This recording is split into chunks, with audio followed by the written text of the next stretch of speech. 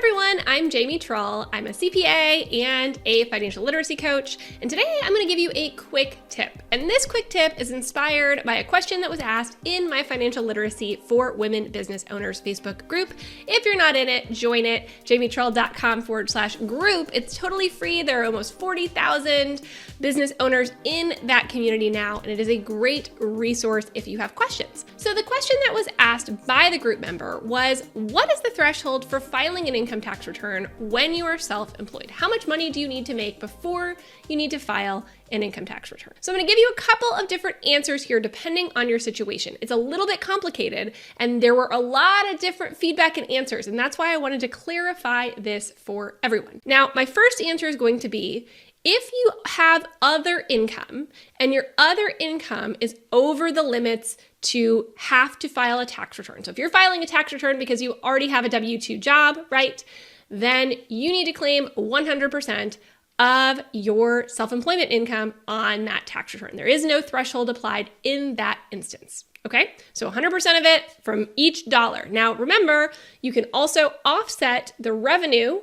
that you're collecting, the sales in your business, with the expenses. And that's why it's so important to be also tracking those expenses, because you're only going to pay taxes on the profit portion. But in general, you're going to need to actually claim all of that. Now, let's talk to you though, if you're in a situation where you don't have earned income and you're trying to figure out if you need to be filing a tax return for your business. So maybe you made $10,000 and you're trying to determine, do I need to file a tax return this year and claim that income?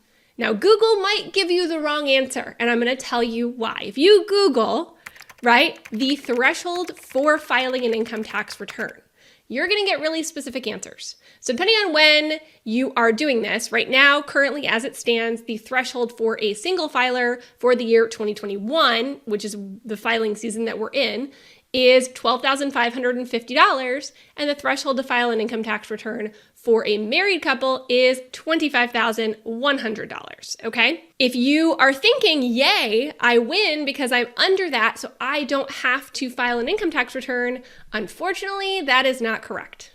Okay, now the reason that you will see those thresholds given when you Google it is because that is the standard deduction. So when we're talking about income taxes specifically, any amount you make under those thresholds, $12,550 for single, $25,100 for married filing jointly, okay? Anything under that is not going to be taxed. It's a 0% income tax rate. It makes sense that the IRS wouldn't require those people to file an income tax return. However, and this is the caveat that sometimes we forget, self-employed people are unfortunately treated differently in this instance. In this specific instance, a self-employed person is responsible for not only paying income tax if they owe it, if they're above the threshold, but also paying self-employment tax. And unfortunately, self-employment tax starts a lot lower than income tax. We don't have that same period where tax does not kick in until a certain level, okay? So when it comes to self-employment tax, you're still going to have to pay that even if your income is well below the income tax thresholds. The general rule for self-employment tax is if you make over $400 in net profit, that means your sales amount minus your deductible business expenses, so your net profit is over $400, then you are supposed to actually file a tax return and claim that income and pay self-employment taxes on it. So that is why the general rule, unfortunately, doesn't apply to those of us who make self-employment income. Unfortunately, that rule is a lot lower because even though we aren't paying income tax, we still have to pay that self-employment tax.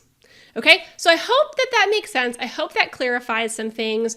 Overall, when in doubt, go ahead and file, unfortunately. But again, remember that it's net. So if you made $1,000, right, look and see what your business expenses are. Because if you potentially have business expenses of more than $600, then you are not going to have to file a return in that instance, assuming you don't have other income. Now, the other thing I'm going to clarify real quickly here is, what income do I claim, right? How do I know how much income to claim? So In this instance, let's say you typically receive 1099s from clients that you work with, and maybe 1 or 2 or 3 or more of them did not send you a 1099. Does that mean you don't have to claim the income?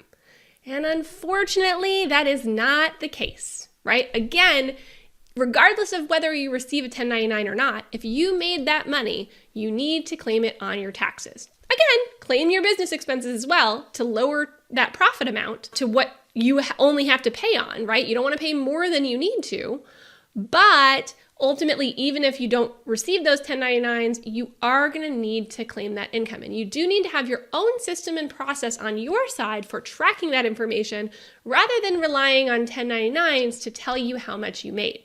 Now, there's been a whole lot of hullabaloo out there recently due to changes in the threshold for payment processors sending 1099Ks. A 1099K is the same thing as a 1099, except it's typically sent from a payment processor, right? Maybe something like Stripe or PayPal Business or Venmo Business, and it's supposed to be only for business transactions. So that's really important. This isn't for one-off transactions where you are paying a friend back for paying for dinner and you sent them a friends and family Venmo. That's not the same as this.